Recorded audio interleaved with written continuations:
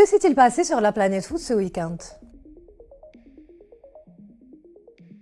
Le week-end a été concluant pour plusieurs joueurs marocains, à commencer par Ayoub El Kaabi qui a encore fait des ravages avec l'Olympiakos. L'attaquant des Lions de l'Atlas s'est offert un triplé ce dimanche, contribuant largement à la victoire de son équipe face à l'AEK Athènes sur le score de 4-1 lors de la 12e journée du championnat grec. Grâce à cette performance, El Kaabi prend la tête du classement des buteurs de la Super League avec un total de 10 réalisations et 2 passes décisives. Du côté de la Serie A, Adam Messina a fait parler de lui. Le défenseur marocain a ouvert le score pour le Torino face à Monza dans le cadre de la 13e journée du championnat italien. Ce but est le premier inscrit par Messina cette saison, auquel s'ajoutent 3 passes décisives en 12 matchs de Série A. Dans un autre registre, l'équipe nationale pourrait bien accueillir un nouveau membre.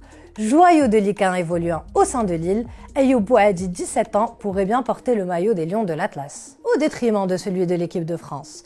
Les Bleus déploient de grands efforts pour le conserver dans leur rang, particulièrement après ses récentes performances qui en font l'une des étoiles montantes du football français. Cependant, la FRMF a déjà réussi à obtenir la carte d'identité nationale marocaine pour Bouhaddi, selon des informations de eSport. L'étape suivante est l'obtention de son passeport marocain afin de procéder au changement de sa nationalité sportive.